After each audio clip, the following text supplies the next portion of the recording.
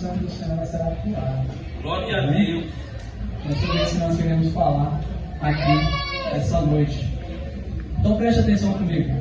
A carta de Paulo, escrita aos Coríntios, ela foi escrita ali no ano de 56 depois de Cristo, e ela desenvolve vários propósitos, né? Paulo ele vai abordar vários assuntos dentro dessa carta, mas um assunto principal que Paulo vai abordar é a questão da correção doutrinária da igreja de Coríntios. Por que a correção doutrinária da igreja de Coríntios? Ele já começa a carta em 1 Coríntios capítulo 3 dizendo assim: porque vocês são carnais.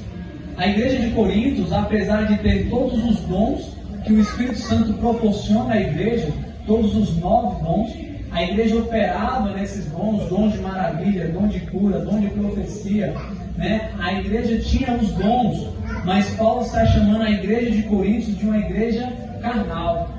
E o argumento que ele sustenta que a igreja carnal, ele diz: porque há entre vós invejas, porque há entre vós contendas, porque há entre vós divisão.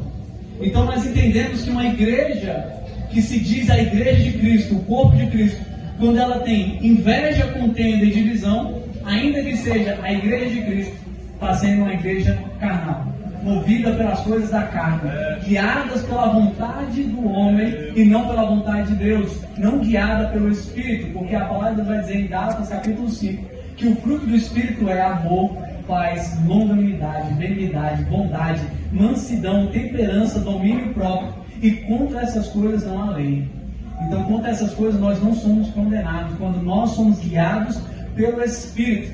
Mas quando nós somos guiados pela carne, pode falar em língua, pode rodopiar, pode fazer fogo cair do céu, porque se tiver inveja, contenda e divisão, é carnal, ainda que opere nos dons, ainda que seja usado por Deus. E aqui eu quero já trazer um aviso ao seu coração, para que você não seja enganado pela sua própria carne. Não confunda o ser usado por Deus com o ser aprovado por Ele, porque muitos foram usados por Deus, mas nem todos que foram usados foram aprovados por Deus. O fato de Deus ter usado a jumenta de Balaão não quer dizer que a jumenta está no céu. Amém? Então quando Deus ele me usa, eu falo: agora eu cheguei no nível da jumenta. É só aí que eu cheguei. Ser aprovado é outra coisa. Usar, ele usa quem ele quer, ele é soberano, é ele que decide a forma que ele vai fazer. E na palavra dele nós temos vários exemplos de improváveis que ele usou para cumprir o seu propósito. E quando necessário para corrigir a nação de Israel, ele usou até a nação da Babilônia, ele usou a nação do Império Assírio, ele usou outras nações pagãs que não adoravam a Deus, mas para corrigir o povo de Israel. Então ser usado não é o mesmo que ser aprovado por Senhor. Então Paulo, ele está corrigindo a igreja de Coríntios. E aí nós chegamos aqui no capítulo de número 11, no verso de número 17. E essa é a primeira parte da mensagem, né? Paulo está dizendo à igreja de Coríntios: ora, nisso que eu declaro, eu não os louvo, porque vocês se ajuntam na congregação não para o melhor, mas para o pior. Então na igreja de Coríntios, naquela época, havia uma festa chamada a festa Ágape, a festa do amor. E nessa festa eles faziam uma reunião, de forma que cada um trazia da sua casa um alimento e colocava à mesa. Só que havia um problema nisso. Qual era o problema? O problema não é a festa, é o modo como as pessoas estão fazendo a festa. O problema não era a festa do amor, é como eles estavam comemorando aquela festa. Porque os mais ricos traziam de casa aquilo que era melhor, o melhor pão, o melhor vinho, a melhor comida, e colocavam na mesa. Mas os mais pobres traziam não o melhor, e alguns não tinham nem o que trazer. Mas na hora de comer, eles sabiam que alguém não tinha trago, que os mais pobres não tinham trago nada. Então formavam-se os grupinhos dentro da igreja, de forma que aqueles que traziam comiam e se fartavam. E chegava ao ponto de se embriagar, enquanto o outro passava fome na mesma festa, olhando os outros comerem. Então Paulo está dizendo: nisso eu não vos louvo. Por quê? Porque há entre vós de tal forma que uns estão comendo demais e os outros estão passando fome. Dentro da casa do Senhor não há divisão, há partidarismo. Cada um faz o seu grupinho, se ajunta com aquele que se familiariza mais. Ah, eu sou amigo de fulano, mas eu não falo com ciclano. Está repreendido em nome de Jesus. Cai por terra hoje.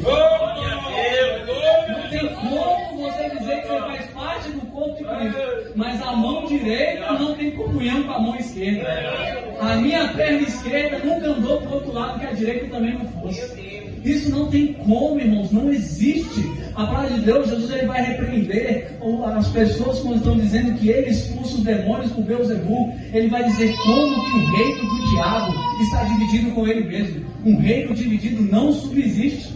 Se nem no inferno há divisão, como poderia haver divisão dentro da igreja, da casa do Senhor? Meu Deus! Se Jesus está dizendo que no inferno não há divisão, que o diabo não está indo contra os seus demônios e os demônios não vão contra o próprio diabo.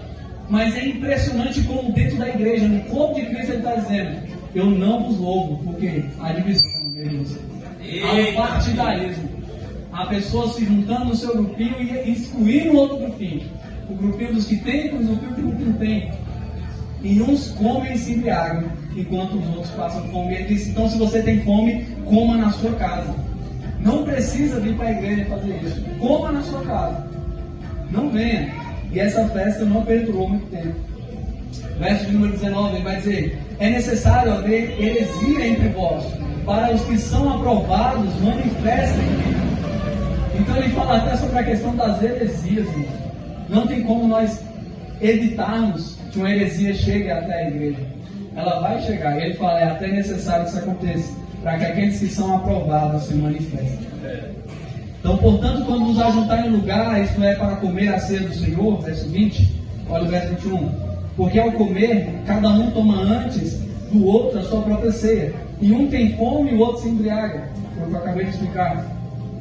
24, 22. Não tendes porventura casas para comer e beber? Ou desprezais a igreja de Deus e envergonhais os que não têm? Ou que vos direi, devo louvá-los? Isso eu não vos louvo. É a continuação da explicação que eu acabei de dar aos irmãos. E aqui nós entramos no assunto da Santa Ceia, verso número 23. Porque eu recebi do Senhor, porque também vos entreguei, que o Senhor Jesus, na mesma noite em que ele foi traído, ele tomou o pão. Primeiro ponto é que um homem ele só pode entregar à igreja, só pode ministrar ao corpo de Cristo aquele que primeiro recebeu do Senhor no secreto. Trazer à igreja algo que você não recebeu do Senhor, ainda que seja a Bíblia, ainda que seja a palavra de Deus, não produz vida, mas mata o corpo de Cristo. Um homem que não consagra a sua vida em oração, que não gasta tempo com o Senhor, se dedicando ao estudo da palavra e à oração, do jejum, ainda que ele venha pregar a palavra de Deus sem a presença do Espírito Santo, a palavra não produz vida, ela produz morte. O autor N. Baldes, no livro Poder pela Oração, ele vai dizer: porque a igreja ela procura novos métodos, mas o Senhor procura homens e mulheres de oração, para que Ele possa usar como instrumentos aqui nessa terra. Pregadores mortos produzem morte, pregadores vivos na oração produzem vida no altar. Glória a Deus. Infelizmente, muitos dos alimentos que são entregues à igreja é um alimento estragado, e ele já está passado. É como você chegar na rodoviária e comer aquele pastel uma semana passada. É pastel frito no óleo velho. Esse óleo não está sendo renovado. Todo dia tem um renovo do Senhor para a nossa vida. Não posso chegar e querer entregar algo que o Senhor não me entregou primeiro. Então ele vai dizer que o Senhor Jesus, na mesma noite em que foi traído, ele tomou o pão. E aqui, irmãos, é um motivo de nós nos alegrarmos cada vez mais. Diante do maior ato de maldade, nós temos o maior ato de amor. A Santa Ceia é a consumação da obra de Cristo. Ela conecta o passado, o presente e o futuro. Conecta o que Jesus fez com aquilo que Ele ainda há de fazer. A Santa Ceia é esse elo que liga todas as coisas, ali é a consumação da sua obra. Mas quando Paulo vai falar com aquilo que ele recebeu da parte do Senhor Jesus Cristo em revelação, porque ele não estava sentado na mesa no dia da ceia, onde Jesus instituiu a ceia, mas ele recebendo do Senhor, ele vai dizer: foi na noite em que ele foi traído, na noite em que apunhalaram ele pelas costas, na noite em que Judas Iscariotes vendeu o Senhor por 30 moedas de prata, que era o preço de um escravo no tempo de Israel. Olha só, o Senhor Jesus foi pesado como um escravo. Para Judas não passava de um escravo. foi vendido por 30 moedas de prata. Nessa noite da traição, ele amou de tal maneira que ele se entregou por mim e por você. Na noite da traição, isso tem que nos ensinar algo, irmão. Isso tem que mudar a nossa forma de pensar. Porque eu vejo pessoas falando: não, mas eu fui traído, não, mas eu estou sofrendo, não. Mas isso não te impede ainda de amar. Isso ainda não te impede de exercer o ministério que o Senhor te deu. Talvez você esteja sangrando do lado de dentro, mas Deus está te usando para curar do lado de fora. Porque isso é um mistério que Deus tem, irmãos. E se Deus não poupou o seu único filho, você acha que Ele vai poupar a mim e a você? Romanos 8:32, Ele não poupou o seu filho, antes o entregou para o amor de todos nós. Se Ele não poupou o seu único filho, você acha que Ele vai poupar eu e você? O sofrimento, irmãos, as perseguições, as calúnias, a difamação, a traição, ela vai chegar na vida de todos nós. Se ainda não chegou na sua vida, eu te digo, se prepare, você ainda vai ser traído. E a traição, ela dói porque ela não vem do seu inimigo, porque do inimigo nós esperamos, isso não é traição. A traição, ela vem daquele que nós chamamos de amigos. Então, quando Judas ele se aproxima de Jesus, Jesus olha para Judas e diz: amigo, aqui vieste. E Judas, a um beijo do Senhor Jesus, entrega ele para ser preso. E o que eu aprendo com isso é que para Jesus, Judas era amigo, mas para Judas, Jesus não passava de aprendiz. Vamos continuar. Verso número 24. E tendo dado graças, ele partiu e disse: tomai e comei, este é o meu corpo, que é partido por vós. Fazer isso em memória de mim. A forma como o Senhor Jesus ele se entregou não foi em tristeza, não foi em pesar. Não. Ele se entregou porque o Pai o entregou. E quando o Pai o entregou, ele também se entregou, porque não há divisão entre a vontade do Pai e a vontade do Filho. Eles estão em plena comunhão. E quando ele entende, porque ele já tinha orado, dizendo: Pai, se possível for, passa de mim esse cálice, mas contudo não seja feita a minha vontade, mas a sua. E ele sabe que ele está indo para a cruz, e ele sabe que ele vai ser entregue. Ele não faz isso com pesar, ele não faz isso com tristeza, mas ele faz isso dando graças a Deus. Ele faz isso com alegria. Alegria no seu semblante, alegria na sua voz, alegria no seu jeito de viver. E ele parte o pão e ele dá graças a Deus, porque ele está sendo entregue para a salvação de muitos. E ele está dizendo: toda vez que você fizer isso, fazei em memória de mim. Nós estamos diante de um verdadeiro memorial. Depois, da mesma maneira, também ele tomou o cálice depois de cear, dizendo: este cálice é o Novo Testamento no meu sangue. Fazer isso todas as vezes que beberdes em memória de mim. Verso de número 26. Porque todas as vezes que comerdes este pão e beberdes esse cálice, proclamai a morte do Senhor até que Ele venha. E aqui eu quero te mostrar que a Santa Ceia, ela abrange todos os tempos, tanto o passado como o presente como o futuro. Quando nós estamos aqui diante do memorial do Senhor, diante da ceia do Senhor, nós estamos proclamando hoje, no presente, algo que aconteceu no passado, que foi a sua morte e a sua ressurreição, porque nós estamos aguardando, a nossa esperança é a sua vida. Então nós estamos no presente anunciando algo que aconteceu lá no passado, mas declarando aquilo que ainda há de acontecer no futuro. Nós estamos agora anunciando a morte do Senhor até que Ele venha. E é por isso que nós não podemos parar. É por isso que nós não podemos desistir da caminhada. Porque nós vamos fazer esse memorial todos os meses, sempre, até que Ele venha. Glória a Deus. Até que Ele venha, nós vamos continuar declarando, nós vamos continuar anunciando. E a mensagem, ela continua a mesma: Jesus Cristo crucificado. Em muitos lugares a mensagem ela já se perdeu. Em muitos lugares a mensagem já foi modernizada. Em muitos lugares a mensagem está sendo atualizada para poder agradar o público, para poder agradar pessoas, para poder atrair jovens para dentro da igreja, para poder isso e para poder aquilo. Mas a mensagem ela continua a mesma: Jesus Cristo crucificado. Esse é o propósito. Isso é a nossa esperança. Cristo em nós é a esperança da glória, é a esperança da vida eterna, é a esperança de que aqui não é o nosso fim, que nós somos passageiros, nós somos peregrinos aqui nessa terra, e nós aguardamos uma pátria celestial, construída e edificada por Deus, onde o arquiteto e o fundador é o próprio Deus, não construído por mãos humanas. Essa é a nossa esperança. Nós aguardamos a pátria celestial, nós somos peregrinos. Por isso nós não devemos ajuntar muitas coisas aqui nessa terra, porque logo, logo o Senhor virá buscar a sua igreja, e o que há de vir virá e não tardará. Ele vem, irmãos, ainda que o mundo queira dizer que não, ainda que venham dizer que já faz muitos anos que prega essa mensagem, que a minha avó dizia, que a minha tataravó dizia, que ele vem e ele nunca veio. Eu quero continuar dizendo, ei, ele vem, porque aquele que prometeu, ele é fiel para cumprir, e ele virá buscar a sua igreja, ele virá buscar a sua noiva. A mensagem não mudou. Jesus Cristo, ele se entregou por amor de nós, ele lá nos lavou com o teu sangue, ele nos remiu para que naquele grande dia nós possamos nos encontrar com ele nos ares. Glória a Deus.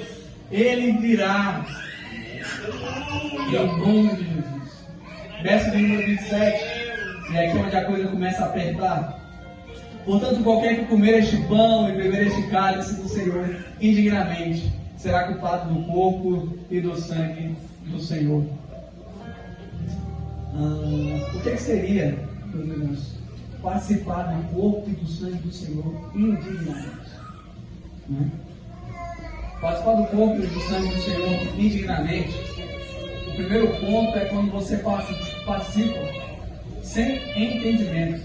Isso é que significa a palavra discernir. Se eu pegar uma pessoa que nunca ouviu o Evangelho e colocar ela para cear, ela não tem discernimento sobre o que é o corpo e o sangue de Cristo. Ela não conhece a doutrina da salvação.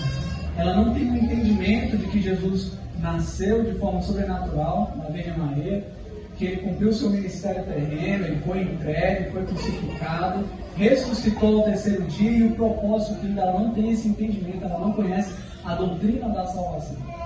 E participar do corpo e do sangue do Senhor Jesus sem o conhecimento, sem o entendimento do que é a doutrina da salvação, é participar indignamente.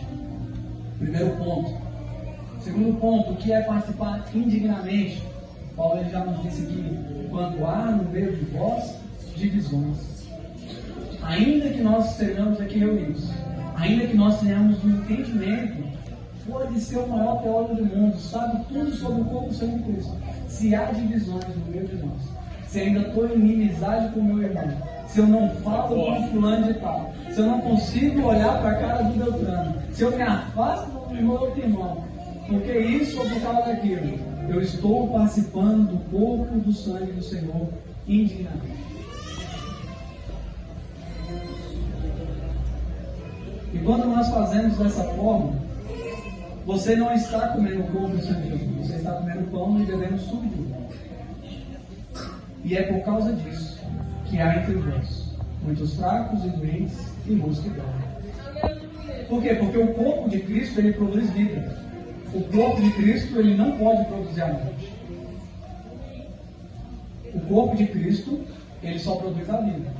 O corpo de Cristo ele não produz morte.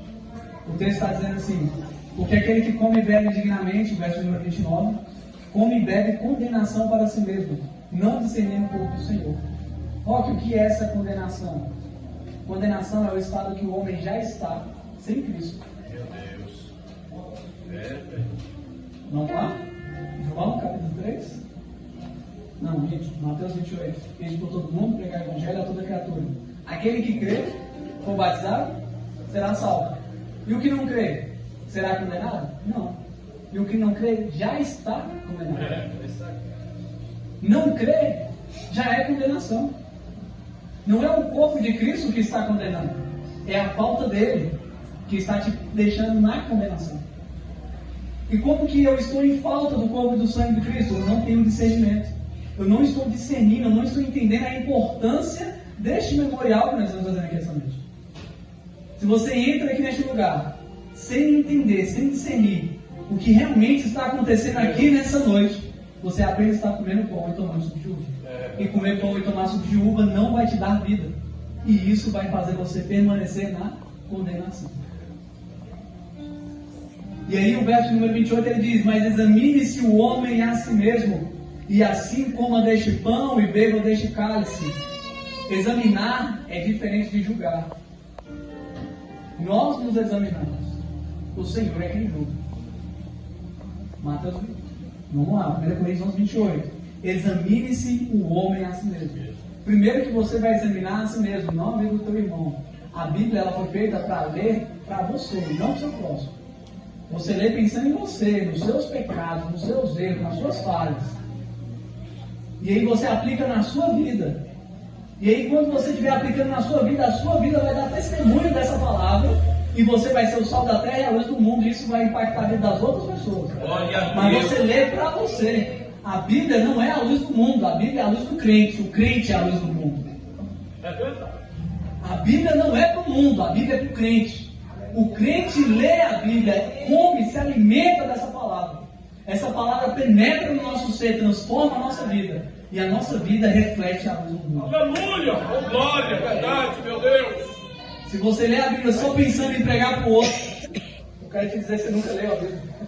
Tiago ele vai dizer, porque quando nós olhamos para a lei, é como se nós olhássemos no espelho. É para olhar para nós mesmos, mas ele fala, aquele que ouve e não pratica, é semelhante a alguém que olhou no espelho, mas logo se esqueceu da sua própria face. Ele esqueceu do semblante do seu rosto. Então o primeiro ponto é para se examinar a si mesmo. E depois de examinar, e aqui eu quero que você olhe para o texto, por favor, Marcos, 1 Coríntios 28. Olha o que o texto está dizendo.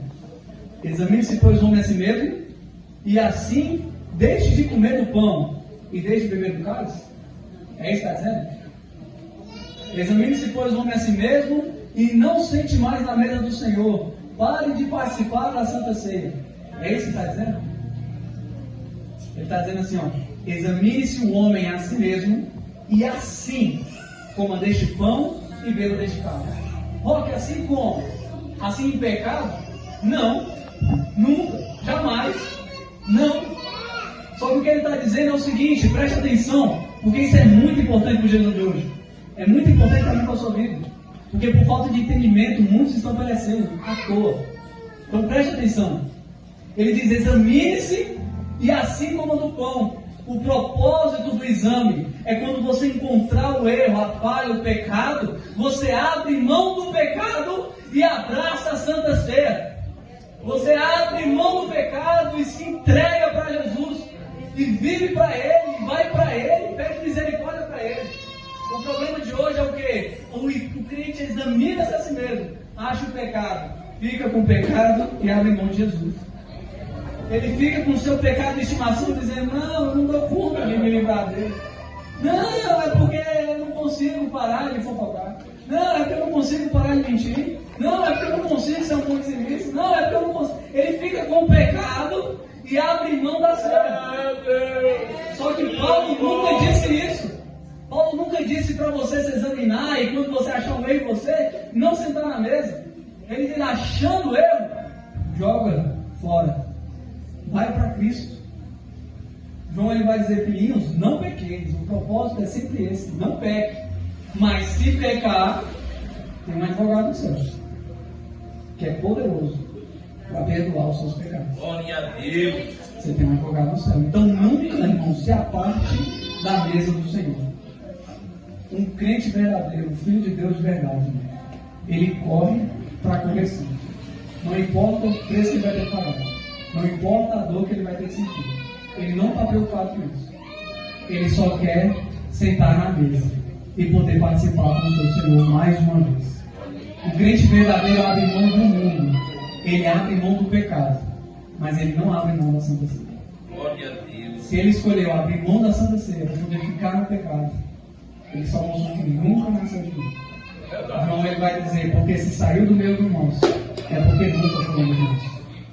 Infelizmente. Vamos para a conclusão? 31. Porque se julgássemos a nós mesmos, não seríamos julgados. E é por isso que a gente não se julga. Porque ninguém vai condenar a si mesmo. vai todo mundo dizer que está certo e o outro é que está errado. Certo é sou eu. Então ele diz, quando você se julga a si mesmo, ninguém é condenado. Então ele fala o que no 32? Mas quando nós somos julgados por quem? Por Deus. Nós somos disciplinados pelo Senhor, para não sermos condenados com o mundo. A disciplina do Senhor nos arranca do mundo. A disciplina do Senhor, ela tem um propósito de nos fazer participantes da sua santidade. É só você ler Hebreus capítulo 12. Deus, ele disciplina a todos quando ele toma por filho. E isso é uma prova de amor e não de ódio.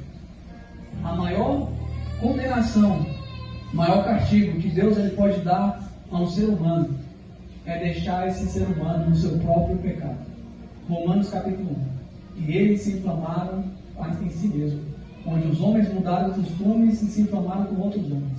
E até as mulheres mudaram os costumes das mulheres e se inflamaram com as mulheres. De tal forma que Deus os abandonou dos seus pecados para eles cometerem torpezas em si mesmos. E eles receberam a condenação na sua própria carne. Romanos capítulo 1, se você ler, você fica aterrorizado. Meu Deus. Ele fala misericórdia, Senhor. Então, se você está sentindo a mão do Senhor batendo nas suas costas, se você sente a vara de Deus corrigindo a sua vida, se a palavra de Deus hoje te corrige, alegrai-vos, porque é um sinal de que você é filho e Deus te ama. Quando você vê alguém, irmãos, que ele peca deliberadamente e nada acontece na vida dele, você fala, nossa, fulano faz tudo que não presta, mas a vida dele está só subindo. Leia o Salmo de número 73. Ele vai dizer, porque Deus coloca o ímpio em lugares escorregadios, para que ao seu tempo ele caia. Deus ele permite que o ímpio cresça o mais alto que ele puder, porque quando ele estiver lá no alto, onde todo mundo está olhando para ele, Deus vai lá e o abate. Ele cai sozinho. Não precisa mexer com ele, deixa ele quieto. Crente não se vira, crente não faz esse tipo de coisa, crente deixa ele quieto lá. Glória a Deus. Ah, mas ele me trapaceou, me calou, fez tudo e está crescendo. Deixa ele lá. Porque se você meter a sua mão, Deus não vai botar a mão dele. Mas se você deixar ele na mão de Deus, irmão, eu te garanto, do mesmo jeito que ele cresce, ele abaixa. Porque quanto maior é a árvore, maior é a queda. Deus deixa ele ficar grande. Meu Deus. Porque grande vai ser a sua comida. Vamos lá? 33. Portanto, meus irmãos, quando vos ajuntais para comer, e aqui eu já quero te convidar a se colocar sobre os seus pés, eu estou finalizando. Quando vocês se ajuntarem para comer, esperais uns pelos outros. O que é isso, presbiteriano? Comunhão. Comunhão. Quando você tomar nessa noite o pão nas suas mãos e o cálice, eu quero que você faça uma reflexão na sua vida. Eu quero que você olhe para as cadeiras vazias aqui nessa igreja e pense, quem dos seus irmãos não está aqui essa noite? Isso tem que partir o nosso coração. A gente tem que olhar para o lado e falar, Senhor, meu irmão não está aqui. E o Senhor mandou eu esperar uns pelos outros. O meu desejo é ver a igreja reunida, cheia, unida, todo mundo no mesmo propósito. A Santa Ceia faz eu olhar para trás, para o presente, para o futuro, mas faz eu olhar para dentro e faz eu olhar ao redor. Os meus irmãos. Nunca aceite um evangelho que ele foca em você e esquece os irmãos que estão. Isso não é evangelho.